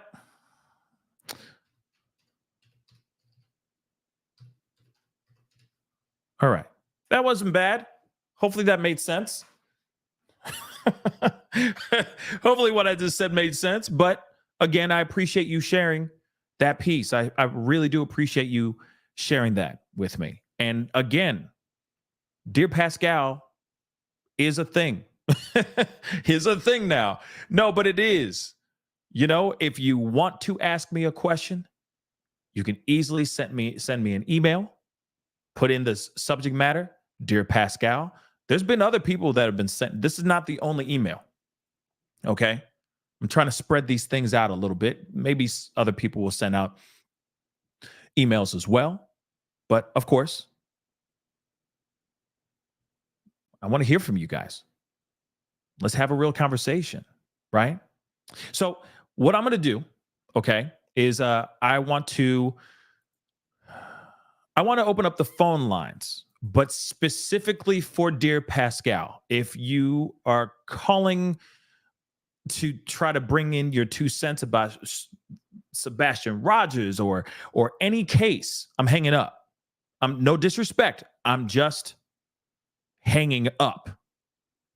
Okay? So this is specifically for Dear Pascal. Because I just want to see if there's somebody out there that wants to talk on the phone. So I'm opening up the phone lines. Okay? Phone lines are open right now. And let me just keep it simple with y'all. Be respectful. If you're an ass, I hang up on that ass. If you're calling about a case, I'm going to hang up on you. We're not talking about cases right now. Okay? Let's talk. Okay? So, phone line is open and out and ready to go.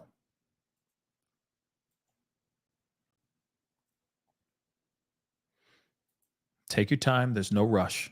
I understand these kind of things are kind of scary. All right? But at the end of the day, I appreciate you guys calling in.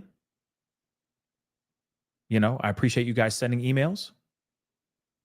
This is the first of hopefully many conversations that we will have here on the show. Okay?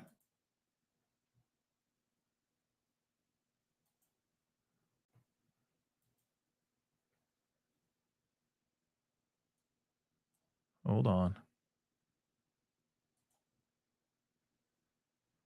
What the heck? Hold on, guys. This thing is tripping.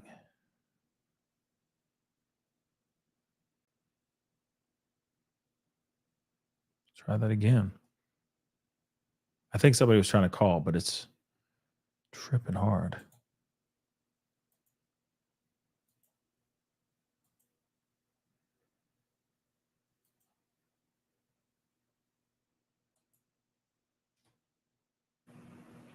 Hey, on the mic with the Pascal Show. What's your name? Where are you calling from?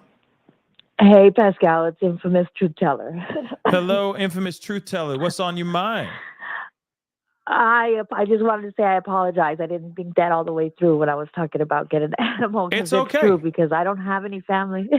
I don't have any family either. Right. But yeah, I understand because my mom, she lost a lot of family and stuff, and she was alone, and so she had a tendency to hoard. And they say that the psychological thing is when you lose somebody close to you, or a very traumatic event, causes people to look into collecting things that mean things to them. So you're absolutely correct. So I just wanted to call and apologize.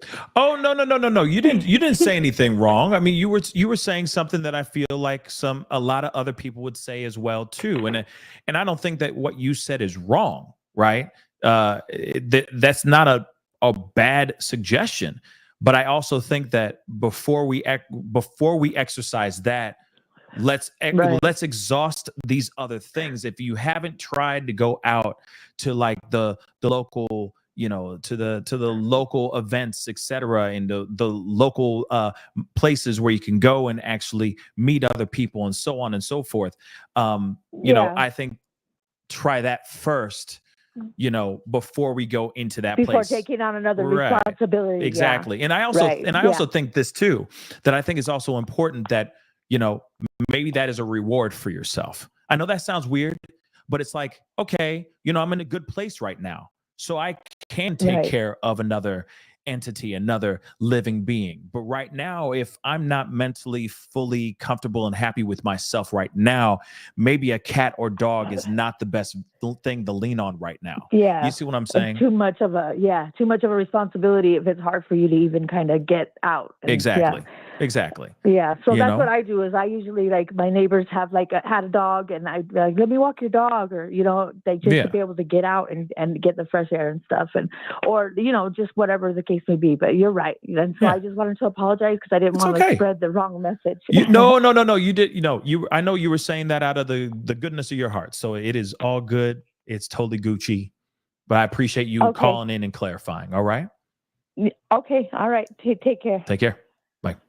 Bye. So, 1 second, guys.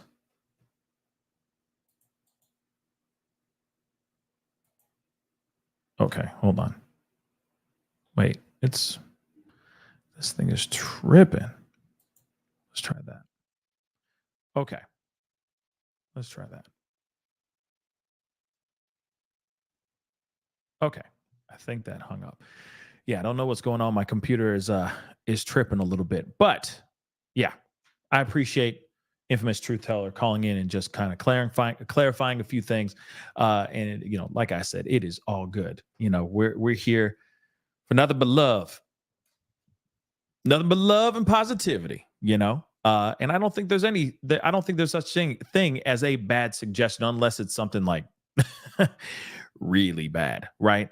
But I don't think you guys are saying things that are extreme, right? This is all about helping people out, right? So hold on, let me open it up again. Sorry, guys. There we go. Is it going to work now? There we go. All right, we good. We good now. This thing was tripping. Horde. All right. So give me a call. Okay, we got another one. Hey, you on the mic with the Pascal Show. What's your name? Where are you calling from? Hey, my name is Jay, and I'm in Nashville. Hi, Jay from Nashville. So what's on your mind? So I really like that you're doing this segment. Okay. I really like that you've chosen to do this. And it's not that I don't have a problem. I have 5,000 problems.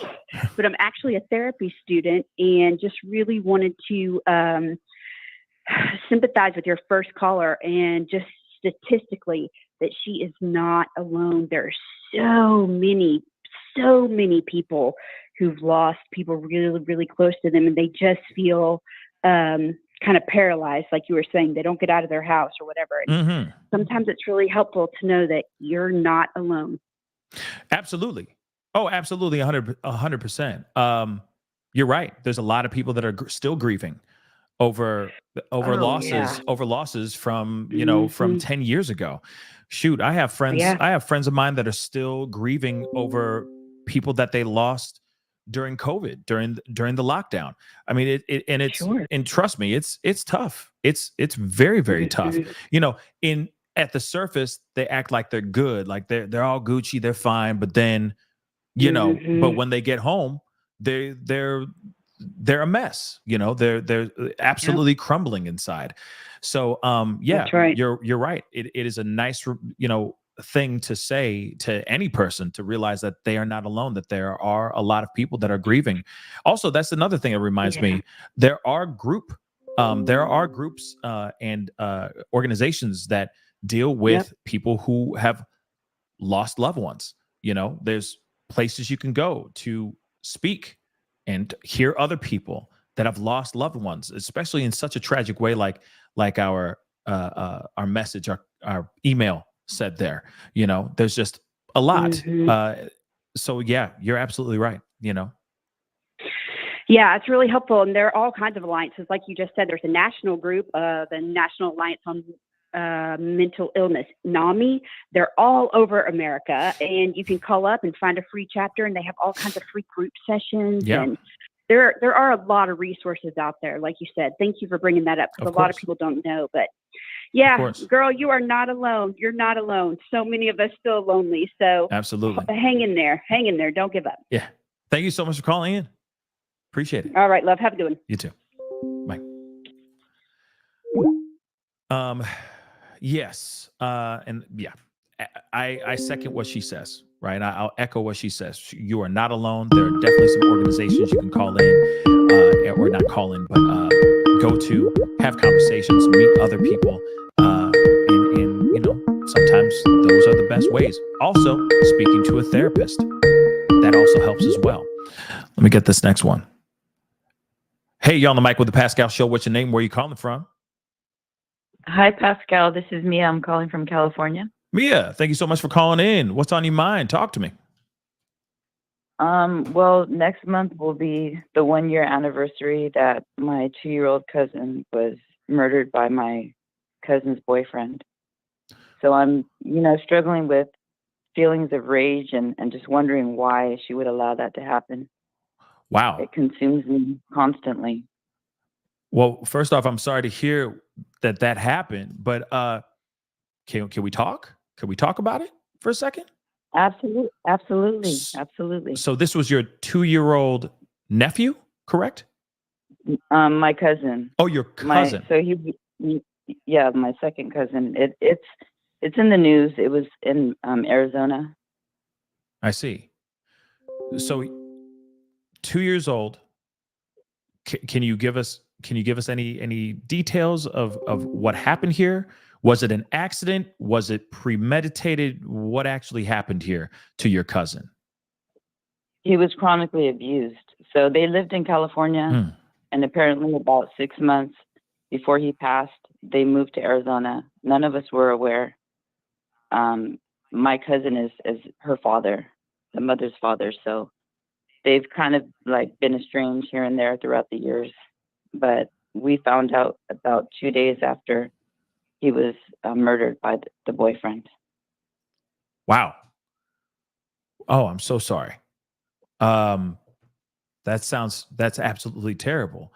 So you are, and this happened 2 years ago? It will be 1 year next month. 1 year next month.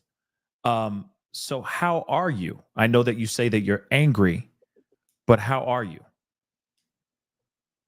I mean, I have to be strong, right? I just feel like I wish that we knew that the little boy was living in hell every day. I have a 4-year-old son. He's autistic. So when I found out about that, for months, I was just in agony over that little boy. Right. I didn't meet him ever in person, but my heart breaks for him because nobody was there to save him. So when this tragedy happened to your 2-year-old cousin, there was no heads up, there was no breadcrumbs of a history of abuse or anything of that sort that you knew of? No, she would actually brag what a great stepfather he was, how he was the greatest husband. Social media wise, she was always putting this guy on a pedestal. We actually got into it, she and I, a few months before Braxton. His name was Braxton. Say his name. Let's not forget him. Right. His life mattered. We got into it over Facebook, over her she had a child with this guy. So the baby was about 2 weeks old when Braxton passed away. So when she was pregnant, she was going around to all members of her father's family, including myself, asking us for baby gifts. And she and I kind of had a brief exchange over the Facebook Messenger, and I eventually blocked her. I see. Because of her disrespectful approach. And then a few months after that, find out Braxton's dead. And Braxton was a cousin that you never met physically, correct? Correct. Yes. Okay. He was not the child of the murderer. Was there any history of drugs within this these two? I have no idea. I mean, I haven't seen her in person, and it's been years. When her mother and my cousin broke up, her mother pretty much estranged her from our side of the family. I see. Well, first off, I'm so sorry that happened. But I will say, I mean, are you doing anything right now for yourself to process this? I know it's been a year, or will be a year. The 1 year anniversary is coming up. I can only imagine, like I said, I can only imagine what you're going through. But are you doing anything right now for yourself to process this? I mean, I pray, I ask the Lord for comfort, and I just want to know why. How could you not crawl out of your skin watching your baby take his last breath? I don't understand it. And what I also don't understand is how people in my family can accept calls from her from jail. What do you guys have to say to this demon? Right. I mean, there's not much you can say except a lot of 4-letter words, I'm sure, right? Right. What's going on with the two? What's going on with your cousin and the boyfriend? What's the news about them? From what I understand, they're facing death penalty, but I don't know. Oh, wow. As far as the trial is concerned, I don't know where that's headed. I did try to look online to see if I could attend remotely to the hearing that they had, but it was private. So I'm assuming maybe because of Braxton's age that they're not televising it. I see. I can't go to my aunt. I'm sorry for cutting you off. No, you're okay. I can't go to her grandmother and ask for updates because they know how strongly I feel about it.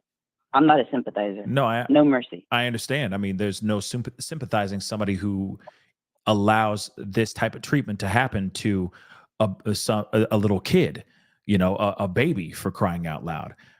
So I'm with you 100%, having zero sympathy at all. And I can see how this would be frustrating for you because you didn't know anything. You didn't hear anything about anything until it actually happened. You don't know anything until you're told, right? Or unless it's happening right in front of your face. And I can see how frustrating and how much that would anger any person. Okay. Let's be real. I'd be absolutely livid. So I understand exactly where you're coming from. But I also say, if this is something that is still eating away at you, I would say try to use this energy into something positive. Like, first off, you calling into the show, there's other people that are going through, if not have gone through, or are going through the same thing that you are going through as well. Because one thing I think a lot of people forget is that it's like a ripple. It's like a pebble in a pond, right? And it's a ripple effect. When this tragedy happens, it doesn't just affect the immediate family. It doesn't affect just the husband and the wife, or the boyfriend and the girlfriend, or whatever the breakdown is. It ripples. It goes out and it hits so many other people, the aunts, the uncles, the grandparents, so on and so forth, right? The friends, the best friends, and on and on and on. So the fact that you have been hit by this ripple, right? By this tragic thing that happened, it shows not only how connected you are to this case and to this tragedy, but how big of a heart you have. So I would say, are you using this energy in a productive and positive manner? Are you are you getting together groups, etc., seeking for justice, seeking for other people that may not know where to go to, because they feel trapped or feel lost, don't know where they can go and talk to people, so on and so forth. So those are the kind of the questions I'm asking for you, because I know that it's eating away at you. And I think what you need to do is getting it out of your system, getting it out of you, because I know it's festering. It's anger. It's a lot of dark energy, right? So I'm asking, are you going out and taking that dark energy and turning it into something positive right now? I would like to say I am. I've befriended a gal online that she had she was pregnant and she lost her baby. So I walked with her through her grief, and we've become very close. And I'm actually becoming really close with Matthew Guerra's family over Facebook. That's what's up. You know, yeah. So I'm really supporting their family and letting them know that you're not alone. You know. Yeah. This is something that we don't sign up for. I don't like to be in this class of people. You know, a family of a true crime story now. It's just, when I saw their face pop up on the newsfeed, I'm just like, this can't be my blood. This can't be somebody that's related to me. You know, that right. the devil eyes, those dark eyes. I'm just like the Watts eyes. Wow, this broad has those eyes. Right. No remorse. But I do want you to know that you clearly are not what those two are.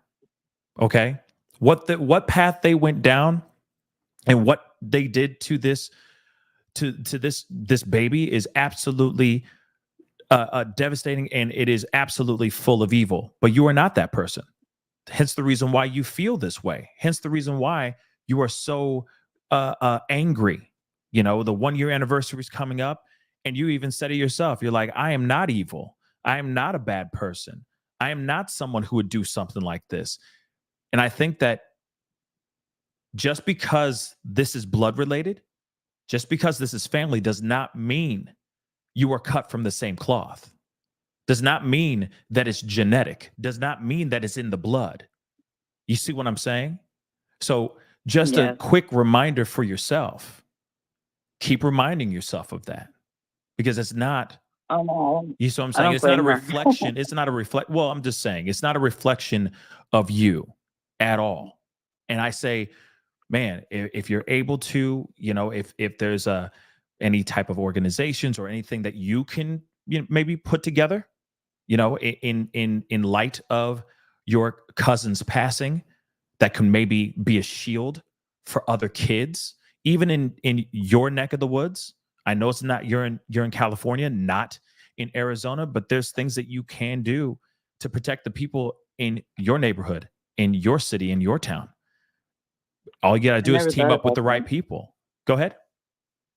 I never thought about that. That's great advice, to channel that energy and to keep his memory alive in a positive way. Like I said the other night, and I appreciate you hearing this, but like I said the other night, a lot of us, just because we didn't go through that tragedy does not mean that we aren't going through that tragedy with that person that may be, you know, that's sitting right next to us, or is connected to us by, you know, 6 degrees of Kevin Bacon type of thing.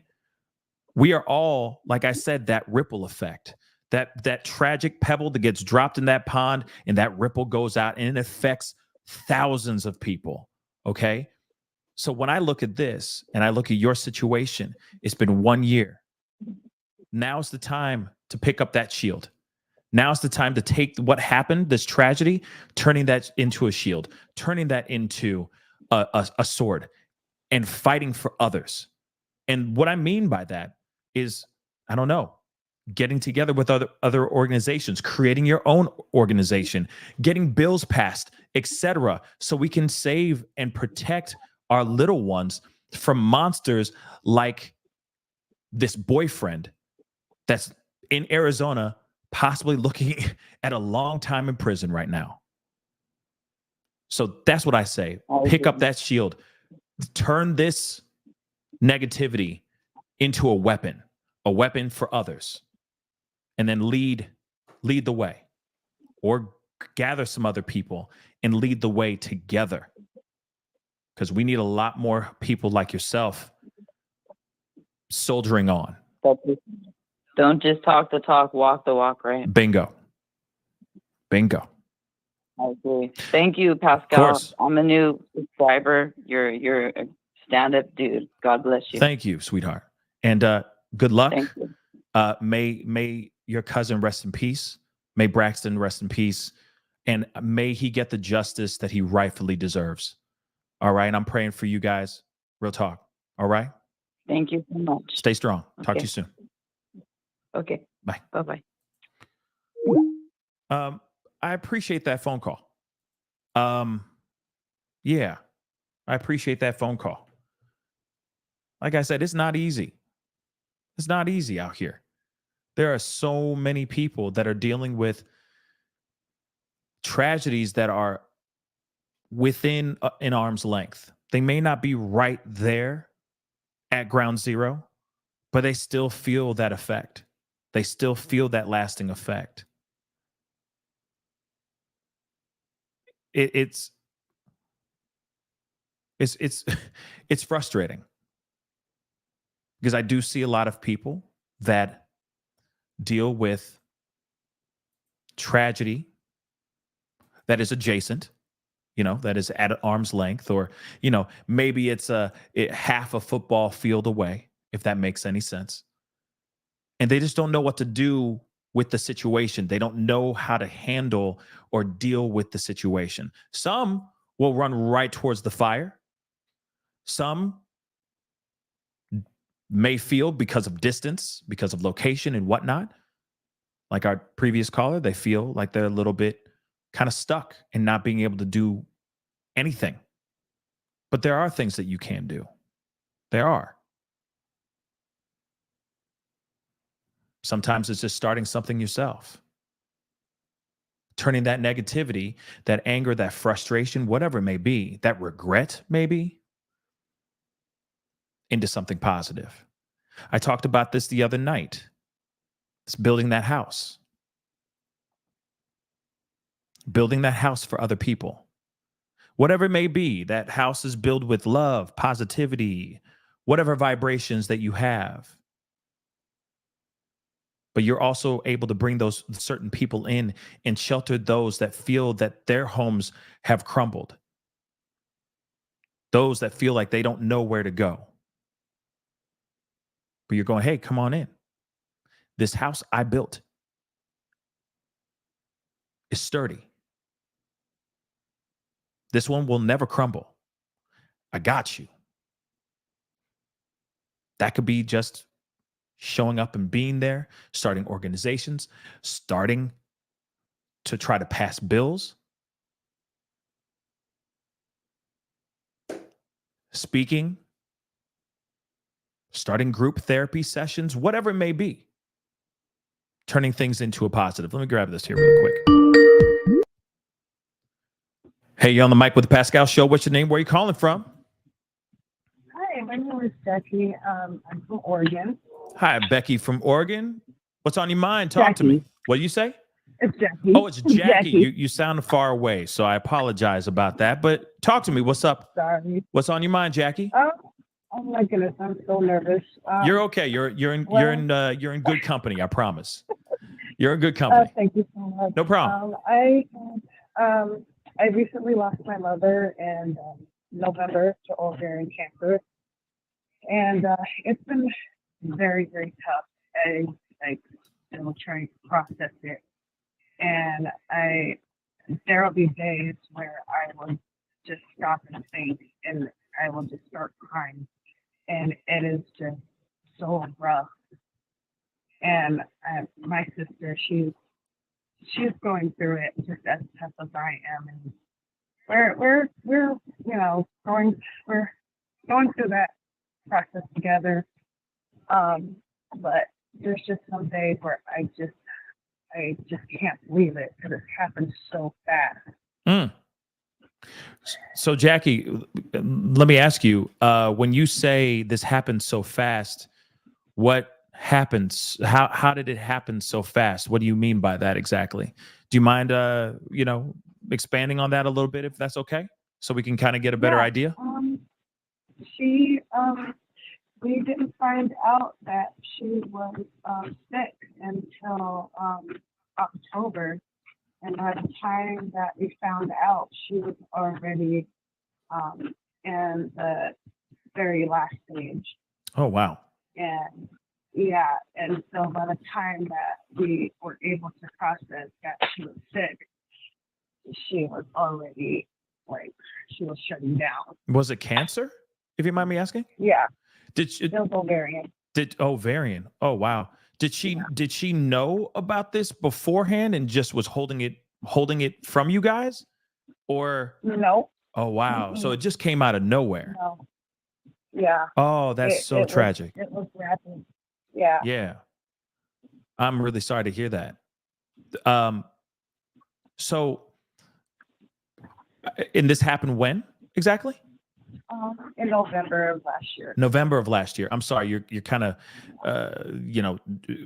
jumbly, if that makes any sense. It's kind of hard to hear you fully, but I'm hearing you now, Jackie. So your sister's having a hard time processing everything. She's still kind of going through the process of processing, right? Yeah, we both are. Okay.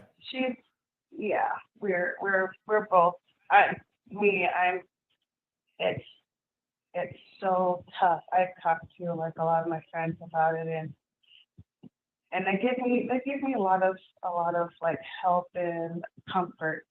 But it's just those days where I'm just like, oh my gosh, she's not here.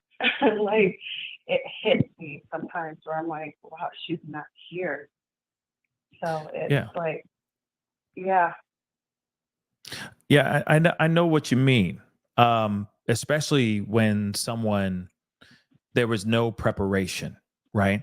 There was no, okay, this is, she has X amount of time left, on this planet before she passes on.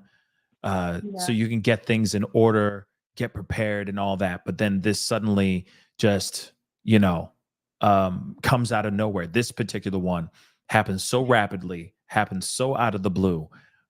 This is, it's a terrible, terrible thing for sure. Yeah. But I will say, how often are you guys, well, it's been since November of last year, correct?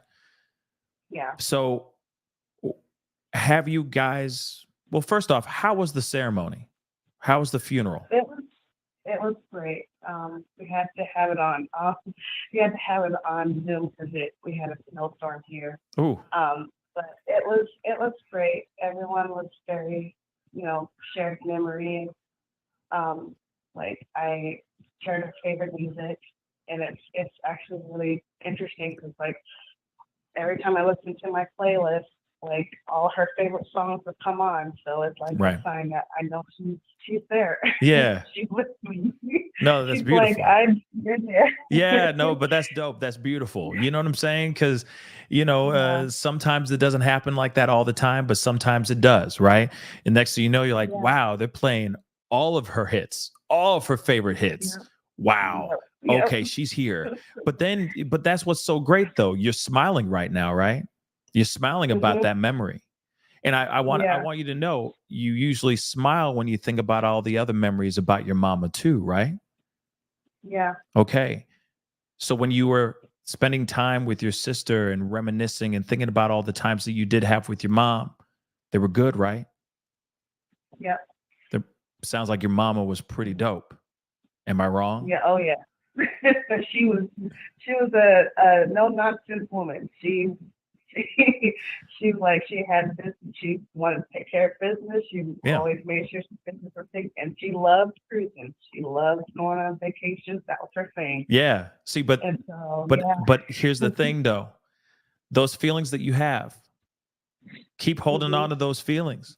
The smiling, the laughter, the good times that you had with your mom. Yes, I know that she left so quickly, and it was so abrupt, and you may feel that you didn't get a chance to fully say goodbye in the most proper way possible. But I'm telling you right now, just to be completely candid and real with you. Okay. Let me relate with you for a second. Okay. My father passed away 4 years ago. He was battling Parkinson's for a long time. Okay. We were all mentally near the end. And I hate to say it like that, but near the end, we were all mentally like getting prepared for when he was going to cross over.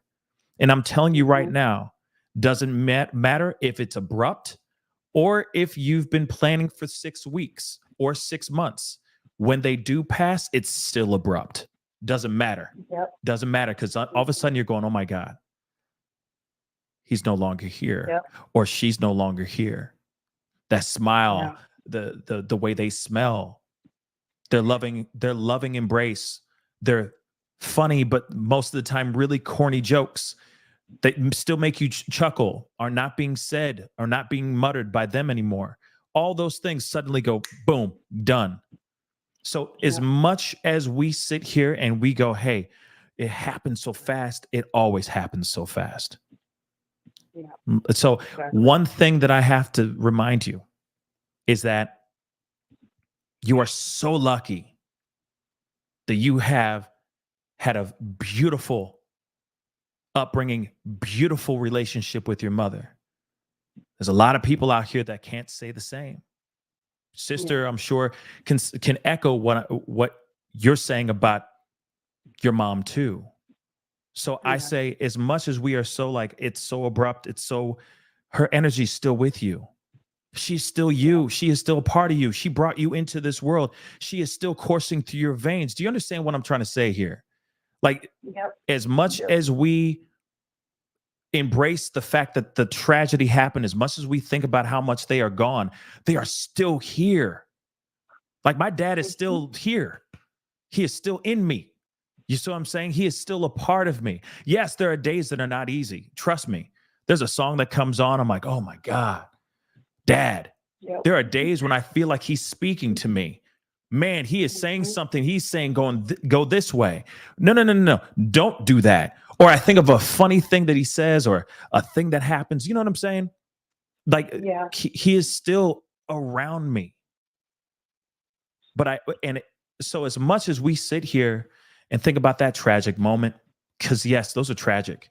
And I'm not sitting here saying to just get over it and move on. No, process those things in the best way you can. If you got to talk to somebody, talk to somebody. But at the same time, really lean on the fact that you had a dope ass mom.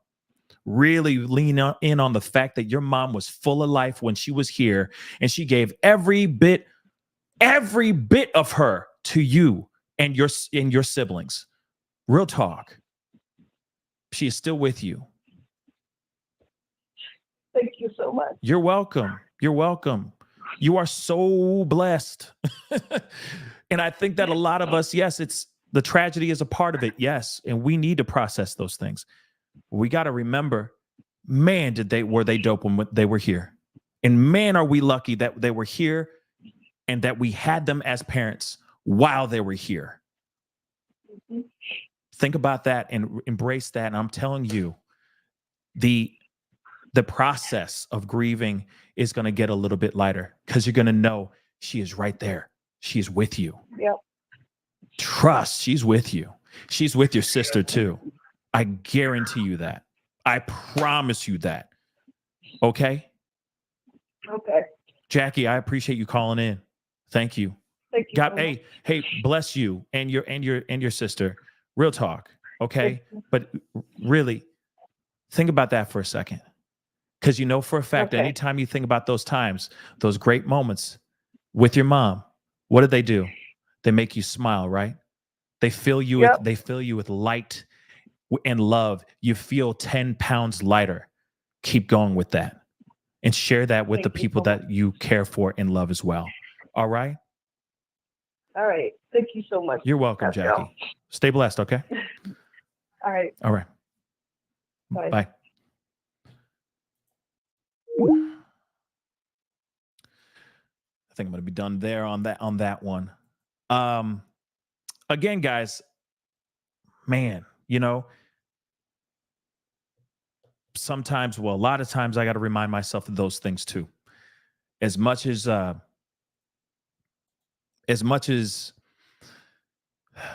talking about it right now, right? I'm talking with you guys and having these conversations and whatnot.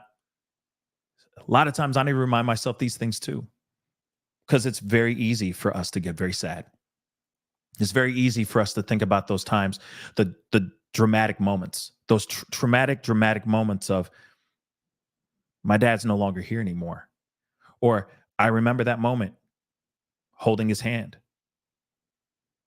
and feeling his energy leave his body. Those things do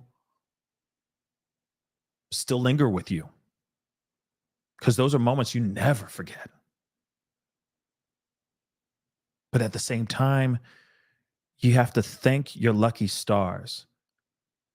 Because if you did have good parents, because some of us weren't lucky enough to have that, but some of us are.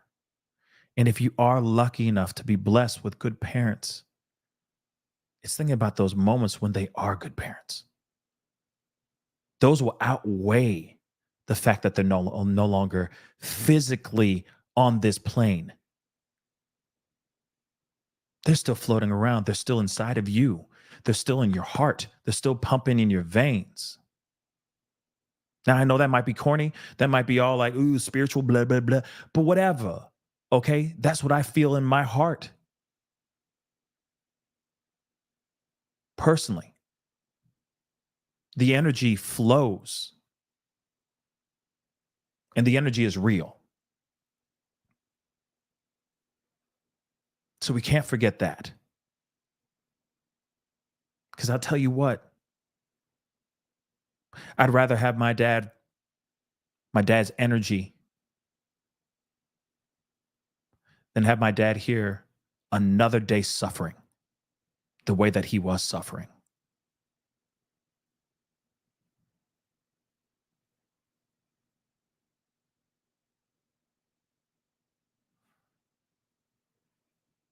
So I'm very lucky, and I thank my lucky stars.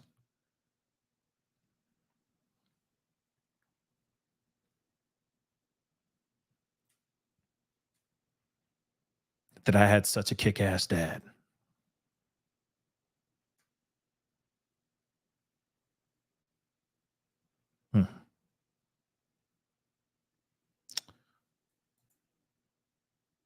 Thank you, Ladybug. Thank you.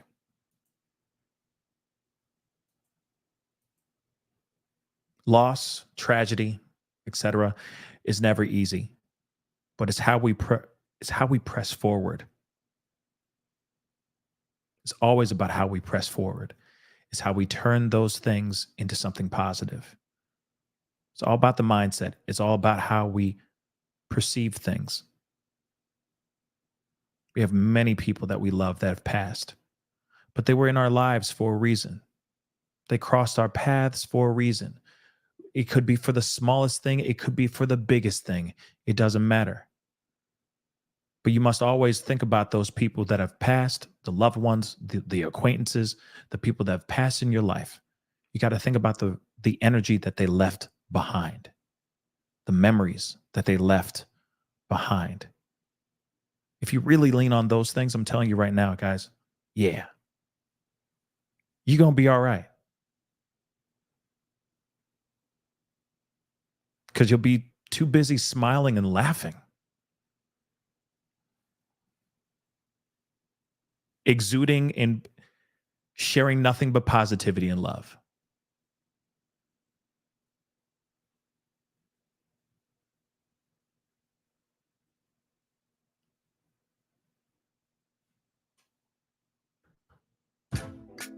Anyway, guys, that is the show. Let me just say this really quick. Actually, let me say this. Thank you for calling in, because I know not everybody can call in and say those things. For those of y'all who are in the nosebleed seats or, hiding in the dark, it's okay. We will be doing these kinds of things more often. I appreciate you guys calling in and putting in your thoughts, your fears, your concerns. I just really appreciate you guys giving over your heart to the show. So thank you so much for calling in. It really means a lot. Trust and believe we will be doing more of these a whole lot more often. Okay? So please do not forget to send the email. Put in Dear Pascal in the subject.